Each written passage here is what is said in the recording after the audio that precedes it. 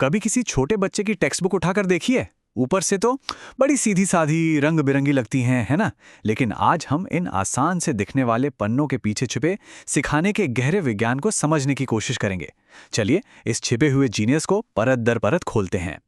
ये धुन, ये तो हम सबके बचपन से जुड़ी है ना? Old McDonald. बिल्कुल। किताब की शुरुआत होती है एक जानी पहचानी बहुत ही आरामदायक धुन से। लेकिन क्यों? तो सवाल ये उठता है कि क्या ये सिर्फ बच्चों का मन बहलाने के लिए एक गाना है, या फिर इसके पीछे सिखाने का कोई बहुत सोचा समझा तरीका छिपा है।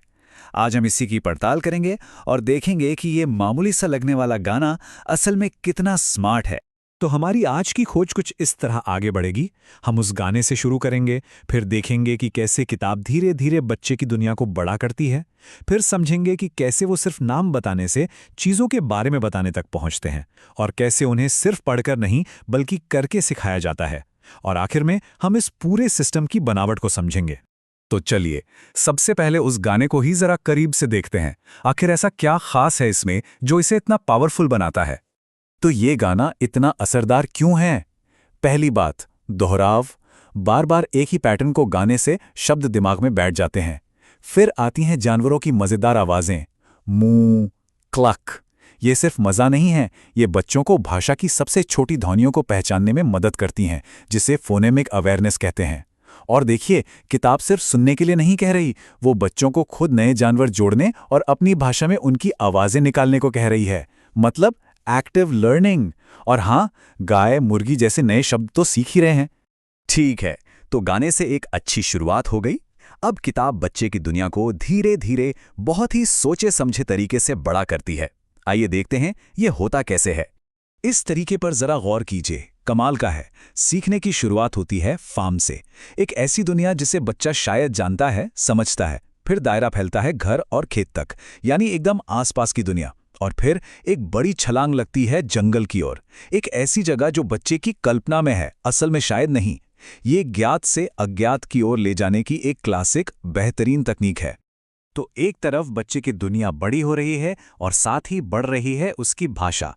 किताब सिर्फ चीज़ों के नाम बताने पर नहीं रुकती, वो धीरे धीरे वाक्यों को और मजबूत और जटिल बनाती है। यहां ध्यान दीजिए, शुरू में वाक्य कितने सरल हैं। यह एक कुत्ता है, सिंपल। लेकिन बहुत जल्द किताब एक नया लेवल जोड़ देती है। अब वाक्य हैं, यह घास खाती है, या चूहा बहुत छोटा है। देखा, हम सिर्फ नाम बताने से आगे बढ़कर चीज़ों के बारे में बताने लगे हैं, उनके गुण, उनके काम। और फिर आता है अगला कदम, एक्शन। अब सिर्फ ये नहीं बताया जा रहा कि चीजें कैसी हैं, बल्कि ये भी कि वो क्या कर रही हैं। बिल्ली चूहे का पीछा करती है। यहां से एक्शन की शुरुआत होती है और भाषा की समझ में एक और नई परत जुड़ जाती है। लेकिन ये सब सीखना सिर्फ पढ़ने से तो पूरा नहीं होगा, राइट? इस किताब की सबसे बड़ी खूबी यह है कि ये बच्चे को काम पर लगाती है, मतलब उसे एक्टिव बनाती है। देखिए ये 4 अलग अलग तरीके। पहले, कानों से सीखने के लिए सुनो और गाओ। फिर आंखों के लिए रंग भरो एक्टिविटी। इसके बाद बोलने का अभ्यास करने के लिए जोड़ों में बात करो। और आखिर में दिमाग और भाषा दोनों का इस्तेमाल करने के लिए हाथियों को खोजो और बताओ। मतलब हर सेंस को, हर इंद्रिय को काम पर लगाया जा रहा है। अब तक हमने जानवरों और चीज़ों की बात की जिन्हें हम देख सकते हैं, छू सकते हैं। लेकिन अब किताब एक कदम और आगे जाती है और बच्चों को सोचने के नए यानी एब्स्ट्रैक्ट तरीकों से मिलवाती है।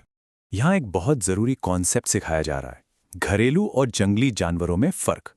ये सिर्फ रटना नहीं है, ये दुनिया को ग्रुप्स में बांटना सिखा रहा है, उसे कैटेगराइज करना सिखा रहा है। इससे बच्चों को चीज़ों को व्यवस्थित करने और बेहतर ढंग से समझने में मदद मिलती है।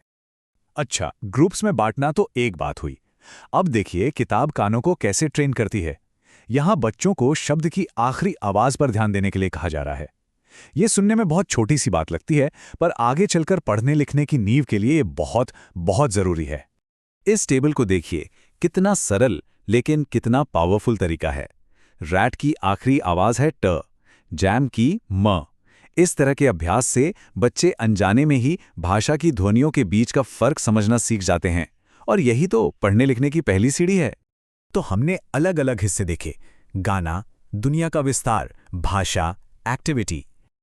जब हम इन सबको एक साथ रखते हैं तो एक बहुत ही शानदार एजुकेशनल डिज़ाइन, एक पूरी आर्किटेक्चर सामने आती है।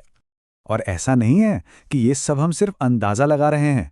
किताब में टीचर के लिए दिए गए नोट में साफ साफ लिखा है, मकसद है बातचीत को बढ़ावा देना और बच्चे का बोलने में आत्मविश्वास बढ़ाना। मतलब हर एक एक्टिविटी का एक मकसद है। तो निचोड़ ये है कि यह कोई बेतरतीब चैप्टर नहीं, बल्कि एक पूरा सोचा समझा सिस्टम है। गाने से शब्द सीखते हैं, दुनिया के विस्तार से सोच का दायरा बढ़ता है, भाषा धीरे धीरे और जटिल होती है, और एक्टिविटीज सीखने को मज़ेदार और यादगार बनाती हैं। हर चीज़ एक दूसरे से पूरी तरह जुड़ी हुई है। ये सोचने वाली बात है ना? हमारे आसपास और ऐसी कौन सी साधारण चीजें हैं जिन्हें हमें कुछ सिखाने के लिए बहुत ही चतुराई से डिजाइन किया गया है? अगली बार जब कोई मामूली सी चीज देखें तो उसके पीछे छिपे डिजाइन के बारे में एक बार जरूर सोचिएगा।